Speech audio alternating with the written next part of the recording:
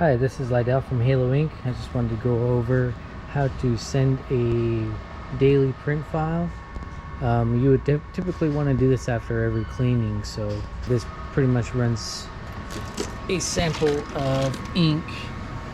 So you can see here cyan, magenta, yellow, and black, and I believe there's also a white patch within that file, so we're going to send this so that and put down some ink and just kind of keep the print heads running.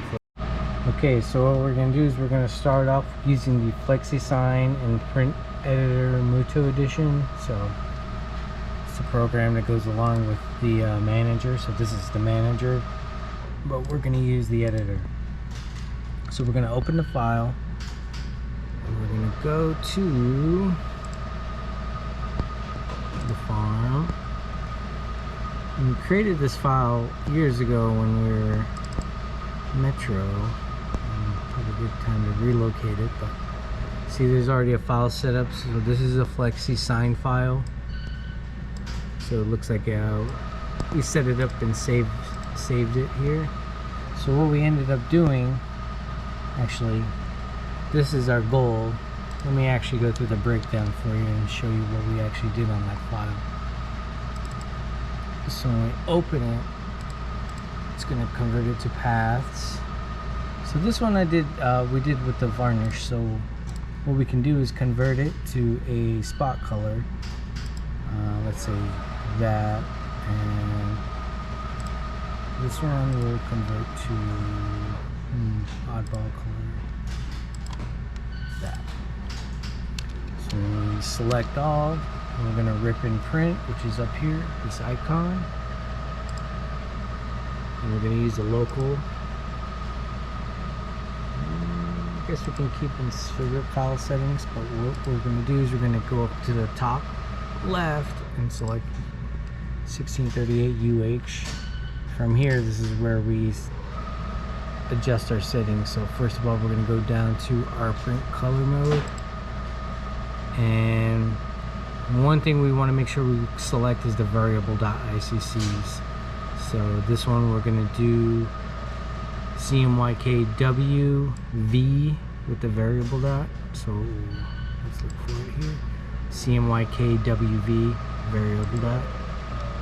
And then what we're end up doing is use spot color mapping. So when we map it, it says there's no spot colors. Okay, so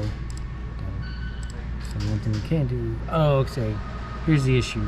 Spot colors have the little icon on there to set them apart from everything else. So what we can do is set this one to underbase spot color, and then just for differences, we'll do this as,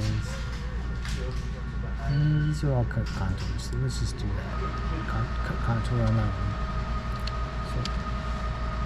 Select all again, rip and print. Alright, that's still the same. So when we do spot color mapping, what we're going to do is underbase. See, we can assign whatever color we want. So we can even do magenta or cyan.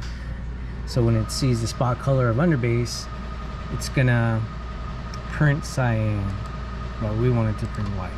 So in the cut contour, when it sees that, it's going to print varnish. So it'll just help us flood through the inks that we have and just kind of keep them going through the system. This is a little big. I mean, 4 inches high is a little big. So what I like to do is 50% on that, just to make it 2 inches. 2 inches is a pretty good size. And you can adjust driver options too, so you can adjust your white and varnish options. But right now they're both set to spot color. Those channels are all defaulted, so that should be fine.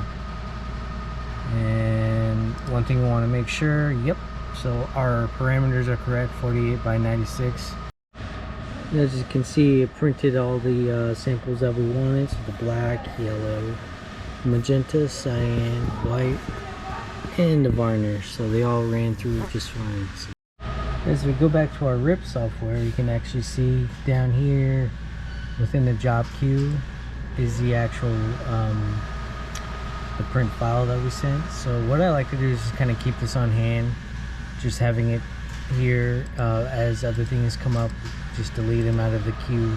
But for this, just have it and ready to go every day. So as soon as we get done cleaning, come over to the RIP software and then send it. It's going to be the UV daily print samples. So